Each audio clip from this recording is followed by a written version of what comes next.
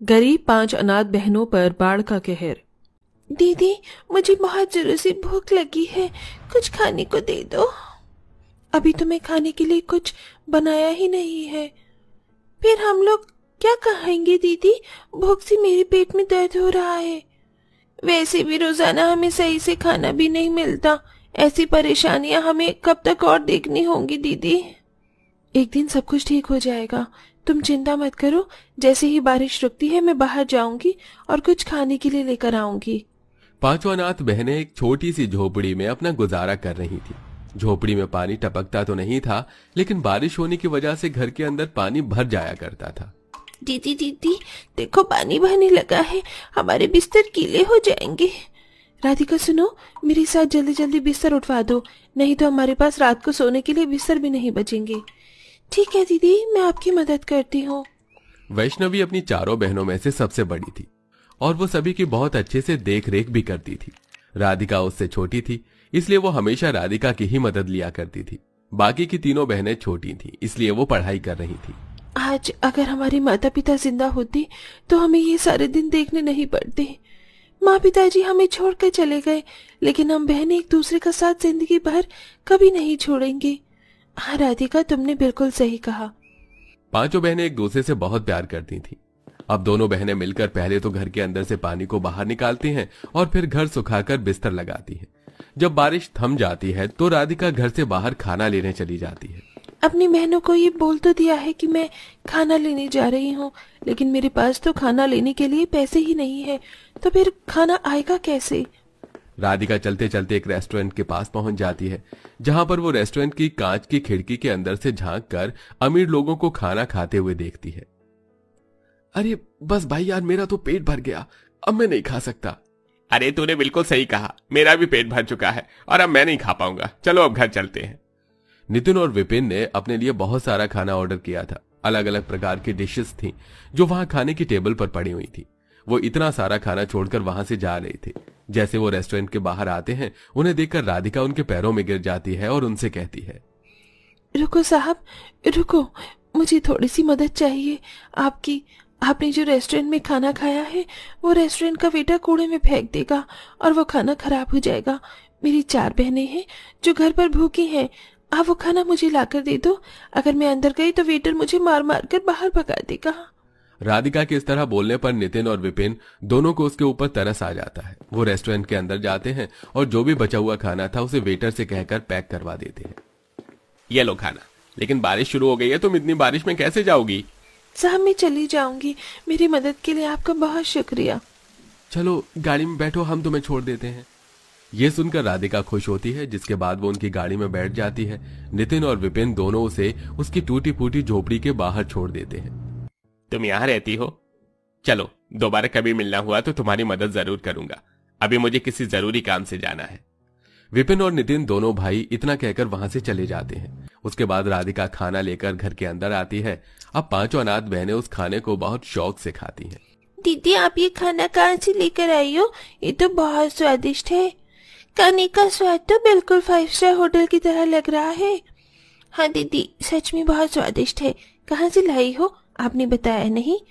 खाना मैं 5 star hotel से ही लेकर आई हूँ। राधिका अपनी बहनों को सब कुछ बताती है। भगवान उन भाइयों का भला करे जिन्होंने तुम्हारी मदद करी और जिनकी वजह से आज हम पेट भर खाना खाकर सो जाएंगे। उस दिन 5 अनाथ बहनें पेट भरकर खाना खाती हैं और सो जाती हैं। रात को बहुत तेज बारिश शुरू हो जाती है, जिससे उनके घर की छत आंधी तूफान में उड़ जाती है। दीदी, मुझे बहुत डर लग रही है, घर में बारिश आ रही है। देखो ना, छत उड़ गई है। वैष्णवी और राधिका जैसे ही नींद से उठती हैं, वो देखती हैं कि उनके घर की छत उड़ चुकी है और अब उनके पास वहां से जाने के अलावा और कोई चारा नहीं बचा था। चलो दीदी, यहाँ से चलते हैं, कहीं दीवारें भी गिर ना जाए। राधिका के कहने पर 5 बहनें मिलकर बाहर आ जाती हैं। उनके बाहर आते ही उनकी झोपड़ी की दीवारें चारों तरफ गिर जाती हैं, जिसे देखकर वो हैरान हो जाती हैं। हे भगवान, शुक्र है हम सही समय पर घर से बाहर निकल आए, नहीं तो आज अनर्थ ही हो जाता। हम लोग कहाँ जाएंगे दीदी? कितनी ठंड हो रही है, बारिश भी रुक नहीं रही। ये ठंडी ठंडी हवाएं बहुत परेशान कर रही हैं दीदी। चलो यहाँ से चलते हैं और अपने रुकने का कोई ठिकाना देखते हैं। पांचों बहनें गांव में यहाँ वहां अपने लिए रुकने का कोई सहारा ढूंढ रही थीं, लेकिन उन्हें कुछ नहीं मिलता। काफी दूर चलने के बाद जब वो पांचों थक जाती हैं तो एक पेड़ के नीचे आकर बैठ जाती हैं। वैसे तो बारिश बहुत तेज हो रही है, लेकिन पेड़ के नीचे बारिश थोड़ी कम लगेगी। तभी एक आदमी उन्हें भागता हुआ नजर आता है। अरे गांव वालों, सो रहे हो तुम सभी? अरे जल्दी से नींद से उठो, बांध टूट गई है, गांव में बाढ़ आने वाली है। चलो चलो गांव वालों, उठ जाओ और अपनी जान बचाकर यहाँ से भागो। उस आदमी के इस तरह जोर जोर से चीखने चिल्लाने के बाद गांव के लोग नींद से जाग जाते हैं और अपने घरों को खाली करने लगते हैं। कुछ लोग तो अपनी जान बचाने के लिए बिना कुछ सामान लिए ही ऊंचे स्तर पर पहुंच जाते हैं और कुछ लोग लालच में आकर अपने घर से सामान निकाल ही रहे होते हैं।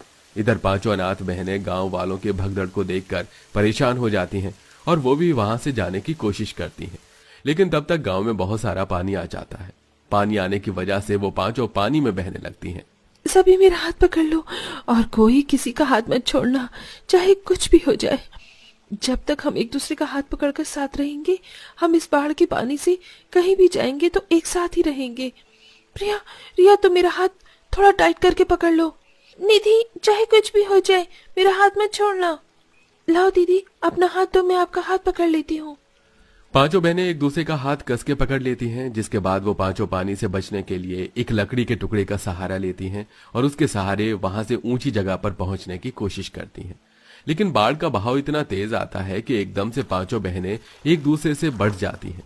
छोटी बहन एक तरफ चली जाती है तो बड़ी दोनों बहनें एक तरफ हो जाती हैं।